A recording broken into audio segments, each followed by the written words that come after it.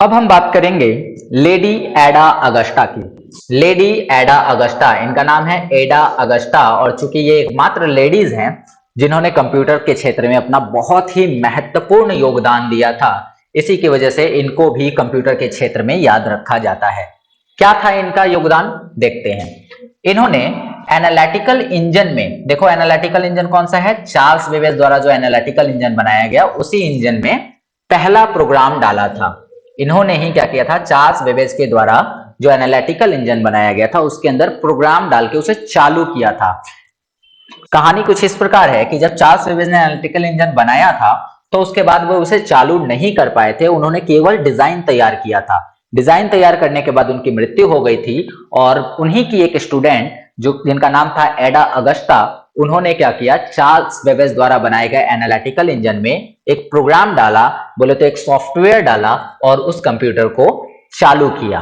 ठीक है, इन्हें दुनिया का प्रथम प्रोग्रामर भी कहा जाता है। किसे दुनिया का पहला प्रोग्रामर कहा जाता है, तो एडा अगस्टा को कहा जाता है दुनिया का पहला प्रोग्रामर। और इन्होंने ही दो अंकों की जो संख्या प्रणाली है जिसे हम बाइनरी नंबर सिस्टम बोलते हैं, जो कि 1 1 1 0 0 0 इससे रिप्रेजेंट हो रही है 1 1, तो 0 1 से रिप्रेजेंट होने वाली जो संख्या होती है जिसे हम बाइनरी नंबर कहते हैं, बाइनरी नंबर को डेवलप करने का श्रेय भी इन्हीं को जाता है।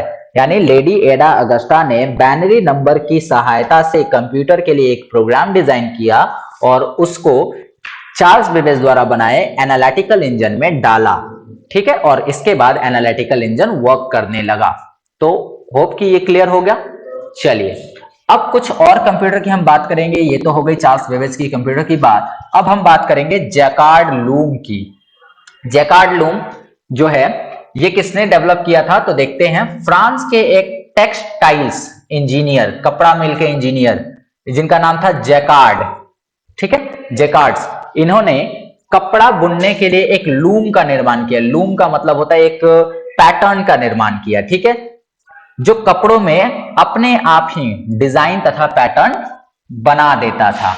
तो जैकार्ड लूम ने कुछ ऐसा मशीन डिजाइन किया जिसके अंदर जब आप डिजाइन को डाल दीजिएगा कि ऐसा डिजाइन बनाना है, तो ऑटोमेटिकली कपड़ों के ऊपर क्या करता जाता था, डिजाइन को बनाते जाता था। यह भी काफी ज्यादा इंटरेस्टिंग बात थी कि कुछ ऐसी भी चीजें बनाई जा रही थी।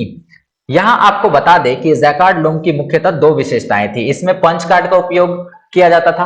पंच कार्ड क्या था, पंच कार्ड एक कार्ड होता था, जैसे आज के डेट में पेन ड्राइव है, मेमोरी कार्ड है, सीडी कैसेट्स हैं, उसी तरह से पंच कार्ड होता था। और पंच कार्ड के अंदर ही पैटर्न जैसा बनाना है, जिस प्रकार का पैटर्न बनाना है, वो वैसा इंस्ट्रक्शन बना के लगा दिया जाता था कंप्यूटर में। और कंप्यूटर उन्हीं इंफॉर्मेशन के आधार पर, उन्हीं इंस्ट्रक्शंस के आधार पर क्या करता था, पैटर्न बनाने का काम कर देता था। और इस कंप्यूटर का नाम था जैकार्ड लूम्स। चूंकि लूम था कंप्यूटर का काम और जैकार्ड ने बनाया था, इसलिए इसका नाम पड़ गया जैकार्ड लूम। और पंच कार्ड की मदद से ही जैकार्ड लूम जो है काम करता था। तो चलिए अगले डिवाइस की बात करते हैं। अगला डिवाइस है वो है सेंसस टेबुलेटर। इंग्लिश में आप देख लीजिए, सेंसस टेबुलेटर।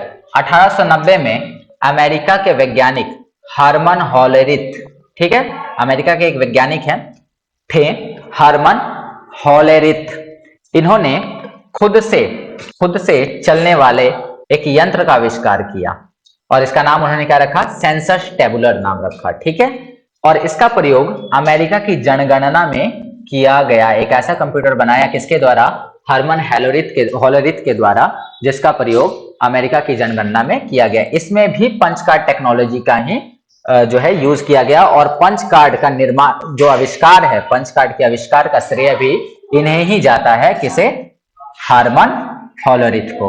ठीक है, अब अगर बात करें हम अगले कंप्यूटर की, तो अगला कंप्यूटर है हमारा मार्क 1।